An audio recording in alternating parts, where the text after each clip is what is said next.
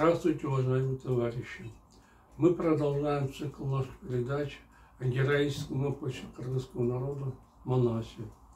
В предыдущих передачах я вам рассказывал о том, что мною на основе варианта сказителя Сагынбая Оразбакова написан пятитомный роман в прозе Манас на кыргызском языке. Затем я перевел это свое произведение на русский язык, и оба этих варианта выставил для продажи на своем сайте epos-manas.com. В настоящее время я работаю над второй частью трилогии Манас эпосом Семетей. В данный момент мною закончена работа над первым томом данного произведения, и сейчас идет работа над вторым томом. Это все, что я хотел вкратце сказать о своем произведении. Ну а теперь, с вашего позволения, я продолжу чтение своего романа. Разгневанный Шорох хотел резко осадить Акылай, но, увидев ее умоляющий взгляд, он прикусил язык. Не стоит грубить дочке. Она еще очень молода, многого не понимает. Надо добрым, мягким словом успокоить ее, решил хан. Это все, что ты хотел мне сказать? Сухо спросил он. Отец, ты напрасно пренебрежительно относишься к кыргызам, называя их бродягами из Алтая и безродными беглецами. Напав на них, как бы тебе не лишиться своих земель, народа, трона, всего богатства. Останови этот поход. Кыргызы ведь не трогают тебя. Отец, с мольбой посмотрел на отца Акылай. Не морочь мне голову, снова разозлился хан. Почему ты, соплячка, будучи малолеткой, воображая себя хозяйкой, всезнающим мудрецом, рассказываешь про какой-то свой сон? Никто не считает себя хозяйкой, отец. Я всего лишь хочу спасти тебя от беды. Ну ты, идиотка, гневно заорал Шорох. Ты неправильно истолковала свой сон. Сель в твоем сне — это напавшие на нашу землю кыргызы. А то, что мы вдвоем забрались на Чинару, это означает, что сам Бог оказал нам поддержку. Получается, что мы полностью разгромим кыргызов. После этого я буду править не только над таджиками, но и кыргызами. Твой сон обозначает именно это, глупенькая. Конец рассерженный, хан встал с места и ушел. На следующий день он приказал ударить в барабаны, вывесить все знамена, вслед за воином отправился в поход против кыргызов. В это время Манас со своим народом, ни о чем не подозревая, спокойно проживал в горах Карато великого Азерета. Все подданные его слушались, у него не было никаких недостатков. 40 витязей полностью выполняли распоряжение Манаса, и каждое его слово становилось известным народу. Прослыв великодушным ханом с армией 90 тысяч человек, используя в игре Гаухар бриллианты вместо джамбы, он беззаботно проводил время. Шорох, которого лишил разума Бог, пройдя по дороге Каратыгин, без всяких на то оснований напал на мирно проживавших в Алае кыргызов и стал уничтожать нойлотов. Он разгромил полностью Айыл-Ошпора и начал истреблять его племя Окчулу. К полудню четверга воины Шороха захватили 7800 лошадей, полностью разгромленных и ослабленных кыргызских племен. В угнанных ими табунах имелись как жеребцы, так и кобылицы с жеребятами различных мастей и пород. Кыргызы во главе с Акбалта оказали ожесточенное сопротивление войскам хана Шорока. Большие и искусственные мастера по боям на копьях, с детства привыкшие сражаться с врагами на поле брани Нургута, Окчу, Думара, нанесли серьезный урон калмакам. Они метко стреляли во врагов из ружей. В результате они с громким храпом и хрипом падали на землю, устилая трупами землю. Несмотря на это, воины Шорох одержали победу над кыргызами, отчего Акбалта пришел в ярость. Что это за народ? Удивленно подумал он. До сих пор никогда никому не проигрывали. Но эти враги оказались еще упрямее, сильнее, чем мы. Несмотря на все старания, нам не удалось одолеть их. Правильно, по численности они превосходят нас. Однако мы одерживали верх над врагами, которые были более многочисленными, чем они. Как можно не победить Шорока? Если проведем яростную атаку, то наверняка сможем разгромить его. По команде Акбалты кыргызы провели решительный штурм рядов таджиков, но безрезультатно. Они смогли одолеть многочисленных врагов.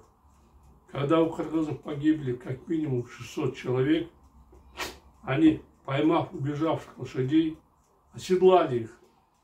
Бросившись в сторону Анжиана, кыргызы вынуждены были всем аилам бежать от врагов из Алая. Воспользовавшись, что воины Шорока были заняты погоней за лошадьми, уцелевшие кыргызы черешили Керемди и гору Колдулон забрались на вершины. Меткими выстрелами они оттуда перестреляли немало захватчиков. Увидев, что соплеменник не в состоянии победить Шорока, Акбалта понял, что нет другого выхода, кроме как пойти к Манасу и попросить у него помощи. «Все кончено», – подумал он про себя. «Мы не сможем удержать натиск таджиков. Как мы ни стараемся, они поголовно истребляют нас. Не надо поддаваться ложной гордыне, иначе я могу лишиться своих воинов. Если кто-то может усмирить таджиков, то это только Манас. Поэтому надо собрать людей, пойти туда, где находится кыргызы. Я расскажу Манасу обо всем. Попрошу крепко наказать таджиков. В противном случае мой народ будет уничтожен. Лишившись живности, мы оказываемся в очень тяжелом положении. Еле уцелевший от беспощадного погрома Акбалта, взяв мешок червонного золота, в пятницу вечером на закате солнца отправился в сторону горы Гулушан. Доехав до Гулушана, Акбалта увидел, что Манас вовсю развлекается на охоте, отстреливая оленей и моралов. Старик очень обрадовался, что целость и сохранность нашел его. «Слава Богу!» – подумал про себя Нойгут. «Хотя мы столько измучились, натерпелись, страдали по дороге, но сумели добраться до разных мест и встретить богатыря Манаса. Если бы он оказался в Аиле, нам пришлось бы еще минимум 2-3 дня проехать, чтобы достичь Караколжи. Теперь надо рассказать Манасу обо всем». Пригнувшись к гриве лошади, схватившись за свою белую бороду, Акбалта закричал, что есть мочи. Услышав его крики, Манас, находившийся рядом с ним джигиты, почуяв неладное, крайне испугались. Дядя Акбалта не станет кричать понапрасну, взволнованно подумал Манас. Что с ним случилось такого? Кто обидел его? Все это не к добру. Почему дядя так внезапно приехал сюда? Надо поскорее узнать об этом. Богатырь со своими джигитами скачет с разных сторон, появляясь из узких щелей высоких холмов, зовя друг друга, прекратив охоту, подскакал к волке.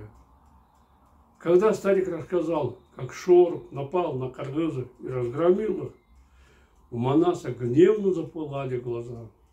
Сволочь, подлецы, зло подумал он. Чего не хватало Шороху? Если мы не трогали его, не вторгались на его землю, зачем он напал на нас? Зачем Шорох истребил столько невинных моих сородичей? Как будто мало было это.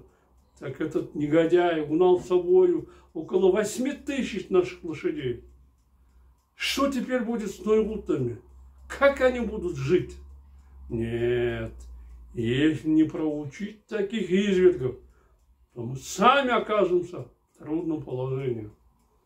Я соберу всех воинов, пойду на них войной. Бакай, сурово произнес богатырь, медленно отправь все гонцы 6 джигитов. Пускай кыргызы немедленно прибудут ко мне. Пусть теперь Шорох пеняет на себя. Я не оставлю у него камня на камне. Все истреблю. Не успел он закончить свои слова, как Ак-Балта обрушился на него с брани. Ты, Манас, изведешь всех нас! Гневно заорал он. Мы спокойно жили на Алтае. А ты привел нас сюда, осиротил детей, сделал женщин вдовами. Ты говорил, что эти земли остались нам от предков. Здесь у нас нет врагов, кроме китайцев. Да, это мои слова, ответил Манас. Ты обманул нас. Оказывается, здесь полным-полно других врагов. Что ты за идиот, подлец? Если враги перебьют всех кыргызов и прикончат с нами, ты будешь доволен? Ты настоящий предатель, который перевез нас сюда из Алтая. Раньше мы жили в широком Алтае, на равнинах Баркола и Торкола, где в изобилии росли травы, имелись широкие луга, леса, было много разной живности. А ты перевез нас сюда, заставил всех страдать. Дядя, что вы такое говорите? Что я еще могу сказать? Чуть не заревел от отчаяния Ак-Балта. Пока твои вестовые соберут воинов, Шорох уничтожит остатки моего населения и уйдет обратно. Не давай им такой возможности. Надо немедленно отправиться туда, всех разгромить. Как были вооружены воины, которые напали на вас? Попытался успокоить Ак-Балту Бакай. Это какой-то богом проклятый народ. Они ездят только на верблюдах. У них черные бороды и усы. Глаза у них впалые, а веки высокие. Вооружены они черными когтями. Как мы ни старались, не смогли одолеть их. Многие джигиты погибли в неравном бою. От страха наши женщины были вынуждены бежать в горы. А как таджики сражаются? Из-за того, что у них мало оружия, они в основном используют луки, сбивая наших воинов громадными, как котлы, палицами. А таджики угнали всех лошадей. Пока они полночи не исчезли, надо догнать их. Так думаете, дядя? Может быть, лучше дождаться, пока наши воины соберутся?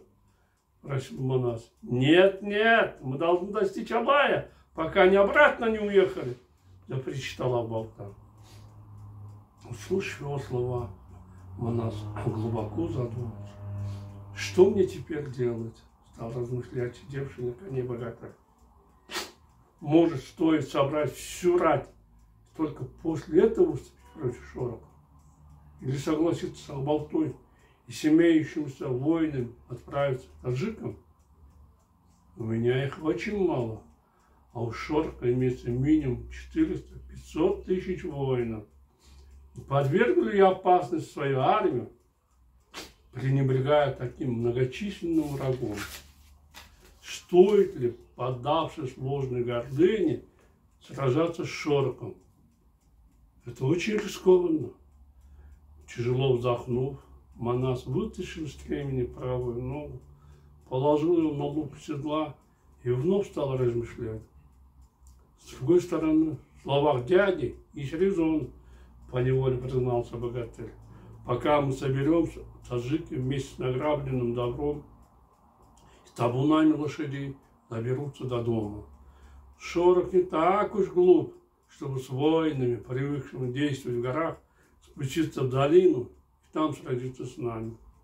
Главная цель его похода – завоевать деньги и наше имущество. Выполнив свою задачу, он наверняка уйдет домой. Если в этом случае я брошусь в погоне за ним, вступлю на его землю, то там будет очень сложно победить таджиков. Ну вот, уважаемые товарищи, наше время подошло к концу. Я прощаюсь с вами. До свидания. До новых встреч.